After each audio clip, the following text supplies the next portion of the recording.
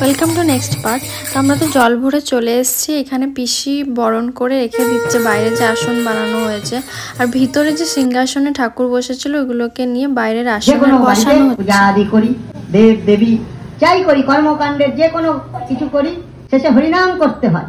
তাই স্মৃতি শাস্ত্রেও সেই কথা। যিনি পাঠ করছেন উনি হচ্ছে গুরুদেব, আমার মামা গোসাই হবে। আর বৌদি এখানে সবাইকে তিলকের ফোঁটা দিয়ে দিচ্ছে।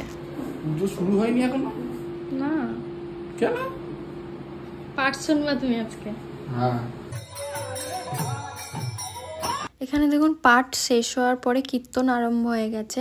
আর এখানে হচ্ছে গুরুদেব আরতি করছেন, ভোগ আরতি, মানে রাত্রিবেলায় যে ভোগ আরতিটা হয়। আর এখানে সবাই নাচ আরম্ভ করে দিয়েছে। আর পিসি তো ছুটছিল, বাতাসা ছড়ে না কীর্তনে, বাতাসা ছড়ছিল। আর সবাই মানে হুমড়ি খেয়ে পড়ছিল বাতাসা কুড়ানোর জন্য। ডে 3 ব্লগটা নেক্সট মিনি ব্লগে আসছে। ততক্ষণ বাই বাই।